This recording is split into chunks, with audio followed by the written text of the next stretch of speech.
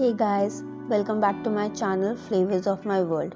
I am Jagriti and today I'm here with the recipe of Vada Pav, but not your normal fried Vada Pav. It is actually completely baked.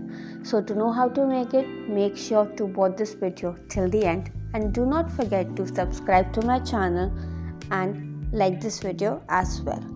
So first of all, let us move forward with the process of making our pavs. For that, take 3/4 cup of warm milk in a bowl. To that, add 1 teaspoon of sugar and 3/4 teaspoon of yeast. The sugar here works as the yeast food, so that is a really important ingredient. Now give it a good mix and cover it tightly. Keep it in a warm place for the next 5 to 10 minutes. After 5 minutes, you will see that the mixture has become all frothy on the top. Now is the time to move forward with it. If this does not happen, make sure to start over again.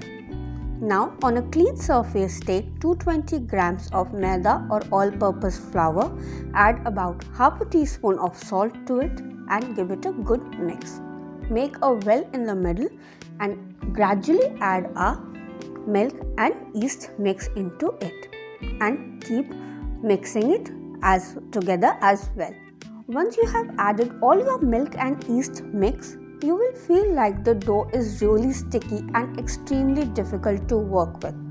But please keep working with this dough without adding any more flour into it, because as you can see, my dough over here is so sticky that it is sticking on the countertop and my hands as well.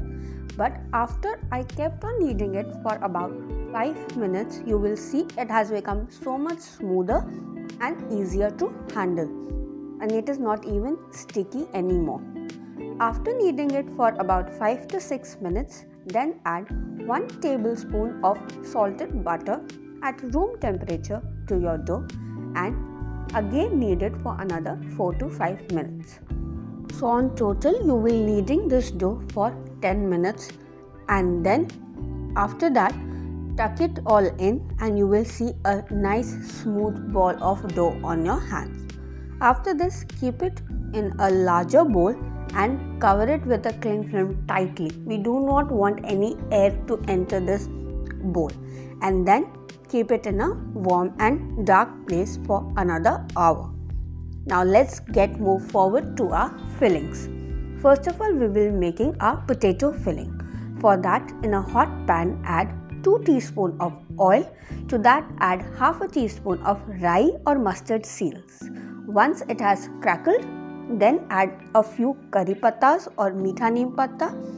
After that, add a mix of 1 inch ginger, 3 to 4 garlic cloves, 1 green chilies finely chopped. Cook it for about 15 to 20 seconds and then add 4 to 5 medium-sized boiled potatoes and just crush it with the help of your hands. Give it a good mix and then add our spices. 1/4 teaspoon of turmeric, half teaspoon of red chilli powder and coriander powder, and then add 1/4 teaspoon of garam masala and salt to taste as well. Give it a good mix and mash it properly with the help of a masher.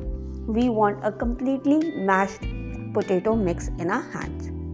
Let it cook for another 3 to 4 minutes on medium flame and then keep it aside and let it cool down completely. Then we will be making our garlic chutney. For that, in the same pan, take 2 teaspoons of oil. To that, we will be adding 4 to 5 dried red chilies. Now, if your chilies are too hot, you can always reduce the amount of chilies that I have used over here. Once it has all fried up, now take it out and keep it aside. In the same oil, then add a handful of peanuts. These are about 1/4 cup of peanuts. Let them fry for about a minute till they start to change their color. Once that is done, again take it aside and let them cool down as well. Now again in the same oil, we will be frying up some garlic cloves. Take about 7 to 8 garlic cloves and let them fry till they have attained a little reddish color to them. Now keep that aside as well. The leftover oil, we don't need it, so pour it in another bowl and use it later. To that, then we will be in the same pan, we will be dry roasting 2 tablespoons of grated dried coconut, or as we call it in Hindi, gut. Once all the 4 ingredients have cooled down, blend it together in a mixer jar and you have your garlic chutney ready. Now after it's been an hour for our dough, you can see it has risen up to double its size. Now we will take it out on a clean surface and then knead it again for just a minute, not more than that. After that, tuck it in and make a bowl out of it.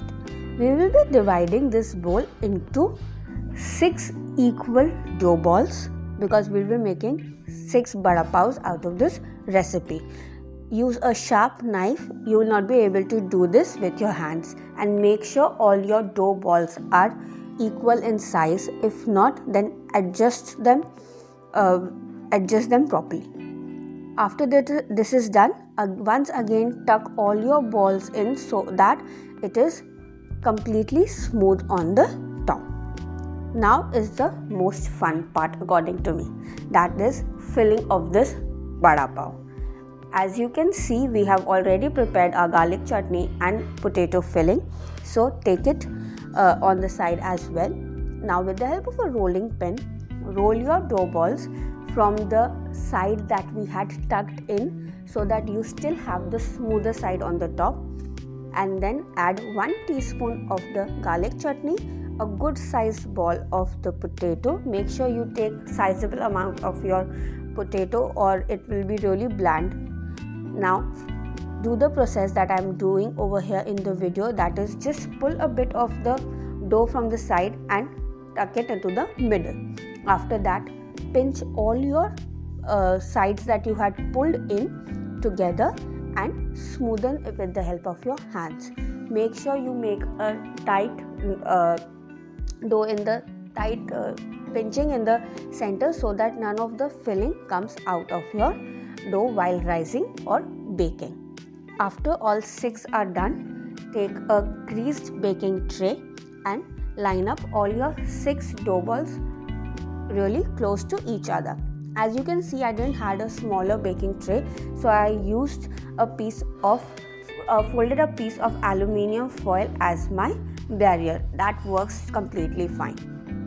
Now cover it with your cling film and again let it rest in a dark place for about 30 minutes.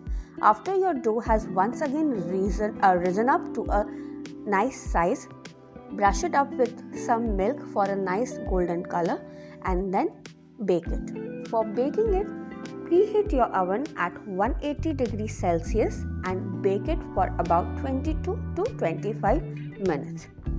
Once you have achieved that color, take it out of the oven, and as you can see, our barrier has worked just fine, so you can use this for any other recipe if you like as well. Now lather the top with some salted butter so that the top becomes soft as well, and then cover it with a clean cloth and let it steam inside for another 10 minutes, and your filled Vada Pavs are ready to be consumed. As you can see in the back as well, none of the filling has leaked out. So guys, if you like this video, please do not forget to comment down below and subscribe to my channel as well. Thanks a lot for watching.